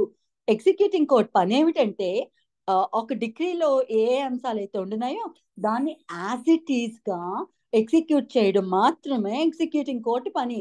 ఆ డిగ్రీలో ఇచ్చిన అంశం రైటా రాంగా, ఆ డిగ్రీ కరెక్ట్ గా ఇచ్చారా లేదా, ఆ డిగ్రీలో ప్రాపర్ పార్టీస్ ఉన్నారా లేదా, ఇవన్నీ ఎగ్జిక్యూటింగ్ కోర్టుకి అనవసరం. ఎగ్జిక్యూటింగ్ కోర్టు పని ఏమిటంటే, మీకు ఒక ఆర్డర్ ఇచ్చింది కోర్టు, ఆర్డర్ ని యాజ్ ఇట్ ఈస్ గా ఎలా ఉందో, ఆ డిగ్రీ ఆ జడ్జ్మెంట్ ఎలా ఉందో యాజ్ ఇట్ ఈస్ గా అలానే అమలు పరచాల్సిన పని ఒక్కటే ఎగ్జిక్యూటింగ్ కోర్టుకు ఉంది. అంతేగాని ఆ డెత్ ఆఫ్ ద డిగ్రీలోకి వెళ్లాల్సిన రైట్ అవసరం కానీ ఆ కోర్టుకి ఉండదు అనమాట, వెళ్ళకూడదు అనమాట. ఆ డిగ్రీని మారుస్తూనో వ్యారీ చేస్తూనో లేకపోతే దానికి ఆపోజిట్ గానో ఏదో ఒక డెసిషన్ ఇవ్వడానికి ఎగ్జిక్యూటింగ్ కోర్టుకి రైట్ ఉండదు. ఆ డిగ్రీని టచ్ చేసే రైట్ ఎగ్జిక్యూటింగ్ కోర్టుకు ఉండదు అనేది గ్రౌండ్ నార్మ్, బేసిక్ నార్మ్ అనమాట, బేసిక్ రూల్ అనమాట. సో అలాంటిది ఇక్కడ కనెక్ట్ చేస్తే ఏం చెప్తారంటే, ఇన్ కేస్ ఎగ్జిక్యూటింగ్ కోర్ట్ ఇచ్చిన డెసిషన్ ఏమైతే ఉందో ఆ ఒరిజినల్ డిగ్రీలో ఉండిన అంశాన్ని ఏదైనా ఎఫెక్ట్ చేస్తే కనుక అప్పుడు అప్పలేట్ కోర్టు ఎగ్జిక్యూటింగ్ కోర్ట్ ఇచ్చిన డెసిషన్ ఏమైతే ఉంటుందో దానిలో మార్పులు చేర్పులు చేయొచ్చు, లేదా దాన్ని తిరిగి తిప్పి మళ్ళీ రాయొచ్చు.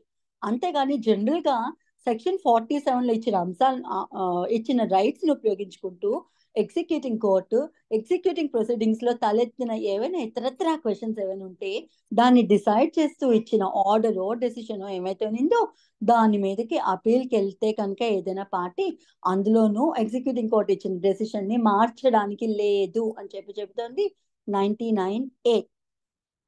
ఇది అర్థమైందా అండి? Yes madam. Do you want me to repeat? See, I'll give you an example for this. ఒక జూనియర్ సివిల్ జడ్జ్ కోర్ట్ ఉంది, అదొక డిగ్రీ పాస్ చేసింది.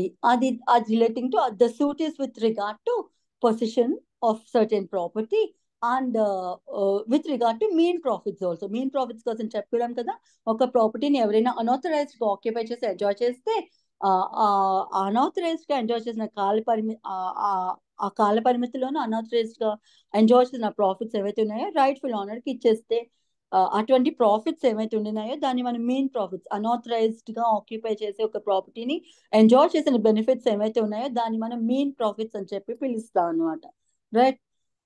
సో అటువంటి మెయిన్ ప్రాఫిట్స్ కి సంబంధించి పొజిషన్ ఆఫ్ ద ప్రాపర్టీకి సంబంధించి ఒక సూట్ ఫైల్ అయింది. ఏ తాలూకా ప్రాపర్టీని అన్ఆథరైజ్డ్ గా ఎవరో పర్సన్ బి అనే పర్సన్ ఆక్యుపై చేసేసారు, దానిలో వచ్చిన ప్రాఫిట్స్ అన్ని ఆ పర్సన్ ఎంజాయ్ చేస్తున్నారు. సో ఏ ఆబ్వియస్లీ కోర్టుకి వెళ్ళి సూట్ ఫర్ పొజిషన్ ఫైల్ చేసుకున్నారు, నా ప్రాపర్టీ నాకు తిరిగి ఇప్పించండి అండ్ దాని మీద ఆ పర్సన్ ఎంజాయ్ చేసిన ప్రాఫిట్స్ ఏమైతే ఉన్నాయో అవి కూడా ఇప్పించండి అని చెప్పి ఒక సూట్ ఫైల్ చేశారు.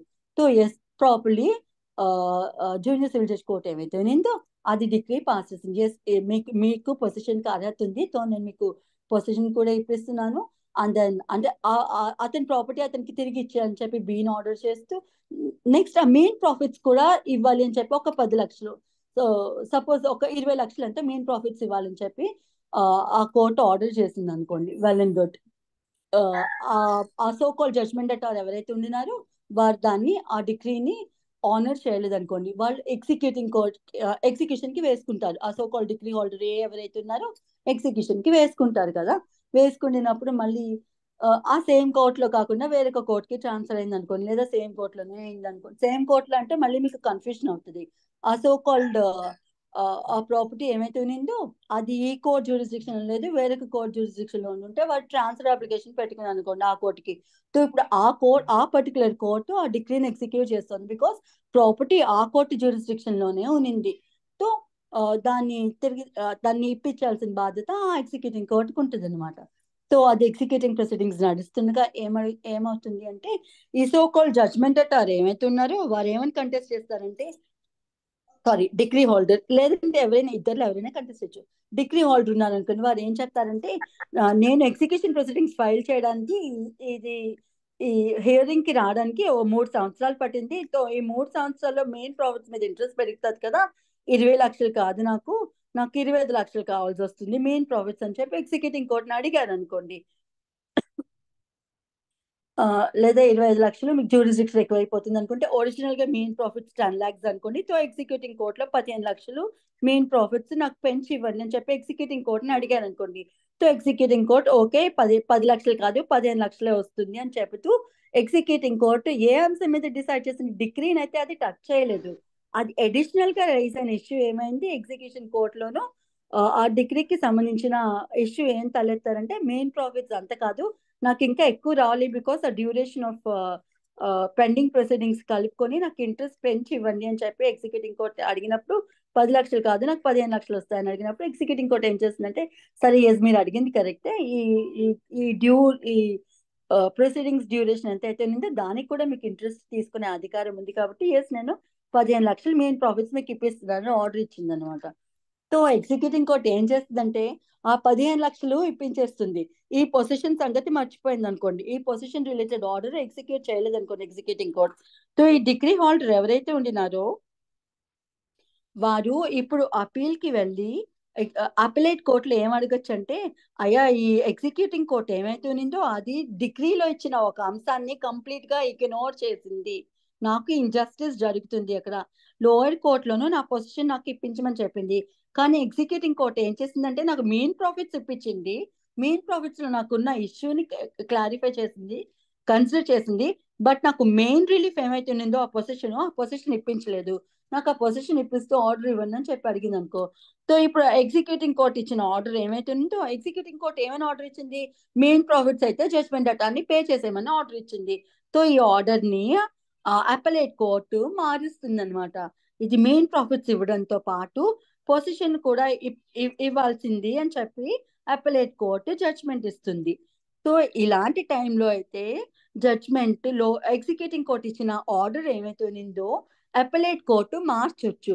లేదు ఇప్పుడు ఇదే ఎగ్జాంపుల్ లో తీసుకోండి, same thing like lower court అయితే పొజిషన్ ఇవ్వమని చెప్పింది, మెయిన్ ప్రాఫిట్స్ కూడా ఇవ్వమని చెప్పింది, ఆ డిగ్రీని అయితే జడ్జ్మెంట్ డేటార్ ఆనర్ చేయలేదు, డిగ్రీ హోల్డర్ మళ్ళీ ఎగ్జిక్యూషన్కి వెళ్ళారు, ఎగ్జిక్యూటింగ్ కోర్ట్ ఏం చేసిందంటే మళ్ళీ ఈ మెయిన్ ప్రాఫిట్స్ కి సంబంధించిన ఇష్యూయే తలెత్తింది, ఎత్తితే ఎస్ 10 లక్షలు కాదు 15 లక్షలు ఇప్పించాలని చెప్పింది, పొజిషన్ ఇప్పించింది, మెయిన్ ప్రాఫిట్స్ కూడా ఇప్పించింది ఈ సెకండ్ ఎగ్జాంపుల్ లో. సో ఇప్పుడు ఎగ్రీవైన పార్టీ ఎవరైతే ఉన్నారో ఇప్పుడు జడ్జ్మెంట్ డేటార్ ఊరికే ఉండరు కదా, నాకు డిగ్రీలో 10 లక్షలే కట్టమని ఇస్తే ఎగ్జిక్యూటింగ్ కోర్ట్ ఎవరండి డిగ్రీలో ఉన్న అంశం మార్చడానికి, జనరల్ రూల్ ఉంది కదా, డిగ్రీలో ఏమి ఇచ్చారో యాజ్ ఇట్ ఈస్ గా అదే ఫాలో అవ్వాలని, అడిషనల్ గా మార్పులు ఏం చేయకూడదన్న జనరల్ రూల్ ఉంది కదా, సో నేను దాని బేసిస్ మీద కంటెస్ట్ చేస్తున్నాను, నేను I'm agreed by the order of the executing court అని చెప్పి వారు అపీల్కి వెళ్ళారనుకో. ఇప్పుడు అపలేట్ కోర్టు ఈ సెకండ్ ఎగ్జాంపుల్ లోను ఆ ఎగ్జిక్యూటింగ్ కోర్ట్ ఇచ్చిన డెసిషన్ ఏమైతే ఉన్నిందో అది మార్చడానికి లేదు, బికాస్ ఆ డిగ్రీలో ఉండిన అంశాన్ని ఏమీ ఎఫెక్ట్ చేయలేదు. లోయర్ కోర్ట్ ఏమిచ్చింది, పొజిషన్ ఇవ్వమని చెప్పింది, ఇప్పించింది ఎగ్జిక్యూటింగ్ కోర్టు, మెయిన్ ప్రాఫిట్స్ 10 లక్షలు ఇవ్వమని చెప్పింది, ఇప్పిస్తుంది, అది అడిషనల్ గా ఇచ్చిందే కానీ దాన్ని ఏం రైట్స్ ఎఫెక్ట్ చేయలేదు, బికాస్ కాల్మాన్ పరిస్థితులను బట్టి అమౌంట్స్ విత్ ఇంట్రెస్ట్ వ్యారీ చేయొచ్చు కాబట్టి అది ఫీజిబుల్ థింగే కాబట్టి అదేమి డిగ్రీని ఎఫెక్ట్ చేస్తున్నట్టు కాదు కాబట్టి, సో అది కన్సిడరబుల్ థింగే, ఏ పార్టీకి నష్టం జరిగినట్టు కాదు ఇక్కడ. అందుకని అలాంటి తరుణంలో అపలేట్ కోర్టులోనూ ఎగ్జిక్యూటింగ్ కోర్ట్ ఇచ్చిన డెసిషన్ ఏమైతే ఉన్నిందో దాన్ని మార్చడానికి లేదు. Could I make this clear? Confusing గా అనిపించిందా అండి? Yes ma'am, yes ma'am. Yes madam. చలో ఓకే, ఇంతేనండి 1998. సో 47 ప్రకారం ఎగ్జిక్యూటింగ్ కోర్ట్ దానికి ఇచ్చిన పవర్స్ ఏమైతున్నాయో అవి ఎక్సర్సైజ్ చేస్తూ విత్ ఇన్ లిమిట్స్ లోనే ఏదైనా ఒక అడిషనల్ ఆర్డర్ పాస్ చేస్తే ఆర్డర్ మీద ఆ ఆర్డర్ మీద అగ్రీవ్ అయ్యాను అనుకున్న పార్టీ ఏమైతే ఉన్నిందో అది అపీల్కి వెళ్తే అపీలేట్ కోర్టు ఆ ఎగ్జిక్యూటింగ్ కోర్ట్ ఇచ్చిన ఆర్డర్ ఏమైతే ఉన్నిందో జనరల్ గా మార్చడానికి లేదు, unless and until that executing court changes the contents of the డిగ్రీలో ఉండిన కంటెంట్స్ ఒక పార్టీకి నష్టం జరిగేటట్టు కంప్లీట్ గా మార్చేస్తే, లేదంటే డిగ్రీలో ఉన్న అంశాలు ఏమైతే ఉన్నాయో వాటి మీద అడ్జడ్జ్ చేస్తే అది తప్పు తప్పితే అప్పుడు అప్పలేట్ కోర్ట్ ఇంటర్ఫియర్ అవ్వి ఆ జడ్జ్మెంట్ ని మార్చొచ్చు తప్పితే జనరల్ గా అయితే మార్చడానికి లేదు అని చెబుతోంది 99A. తో Done, madam. అపీల్ తో అపీల్ ఫ్రమ్ ద ఒరిజినల్ డిగ్రీకి సంబంధించిన ప్రొవిజన్స్ 96 to 99A చదువుకున్నాం. And connected procedural provisions order 41 లో ఉంటాయండి. Will not go in to those orders because అవి మళ్ళీ కనెక్టెడ్ టు చాలా అదర్ ప్రొవిజన్స్ కి ఇవి కనెక్టెడ్ ఉంటాయి. సో మనం బేసిక్ గా అన్ని డిగ్రీస్ ఆర్డర్ ప్రకారం చదువుకుంటే తప్పితే మనం అపీల్ ని టచ్ చేయడానికి ఉంటుంది అనమాట. జనరల్ గా స్టేజెస్ ఆఫ్ సూట్ ప్రకారం ఆ సూట్ అంతా నడిచి డిగ్రీ వచ్చిన తర్వాత ఆ డిగ్రీ మీద అగ్రీ అయిన పార్టీ అపీల్కి వెళ్తారు కాబట్టి మనకి ముందు అన్ని ప్రొవిజన్స్ తెలిస్తే తప్పితే మనం అపీల్ టచ్ చేయడం కరెక్ట్ కాదు. కాబట్టి నేను ఇక్కడ ఆర్డర్ 41 అయితే నేను టచ్ చేయను. అపీల్ కి సంబంధించిన ఏ ఆర్డర్స్ టచ్ చేయను. బేడ్ సప్లిమెంటరీ ప్రొవిజన్స్ అపీల్స్ కి సంబంధించి మాత్రమే మనం చదువుకుందాం. So I think I could make all the provisions relating to first appeal clear. Yes madam. చాలా అండి. మనం రేపు సెకండ్ అపీల్ కోసం చదువుకుందాం. Right? Okay madam. Okay, madam. Okay, okay madam. Madam.